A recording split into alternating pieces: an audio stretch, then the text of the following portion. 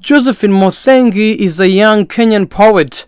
She lives in Washington, D.C. In her poetry, she passionately speaks to the daily frustrations that a young woman and an immigrant go through on a daily basis.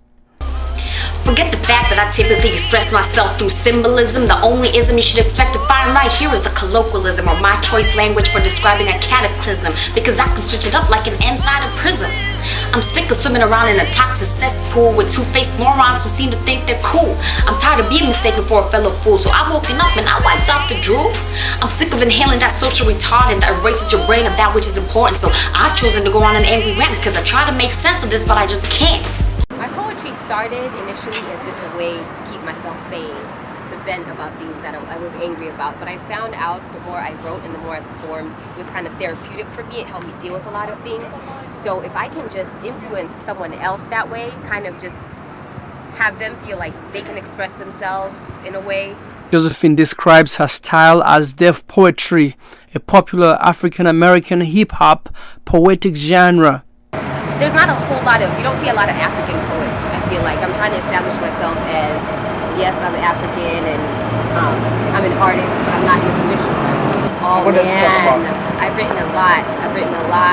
First of all, when did you start writing? I started writing just actually several months ago is when I started writing really, but I know publishing my things. I've been trying to write. Yeah, I've been trying to write since informal basis. Since I was 15, I would say, is when I first started writing, and it was just kind of a way to help me deal with issues. And I stopped for a while and, went to college and did all that. And after college is when I started back writing, and it's just been it's been a good time. It's been inspirational, and I've reached people in a way that I didn't know I could. Because I just started writing for myself, and people were like, well, this is good stuff. You should maybe, create a website, do something like that. So I started my own blog where I publish all my poetry. I perform pieces and post videos on there. I make little video clips of myself. So it's really helped me branch out. And I can't let you go without asking you about the events in Kenya. What do you think about what's going on in Kenya? I think it's tragic, to say the very least. I've written a couple poems about it, and I think when that first happened, everyone was like, well, aren't you going to say something about this? Aren't you going to write something about it? And it was so much, I couldn't grasp it. I couldn't wrap my arms around all the violence and the tragedy that was going on, that, I just started attacking it from different levels. So I would, put myself in that situation. If I were back home right now, what could I be doing? So I really am praying that the situation gets better. I pray that our leaders would come together and that innocent lives would stop being lost.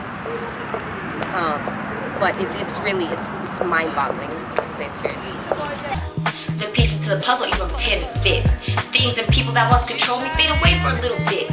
Then I serve it up with a little kick, that's when I spit. Like with the reoccurring cough, I convince myself that I am not sick. I forgive the lies of the guys who put me through. You wanna know how much I'm over it? Kinda like this rhyme is over with.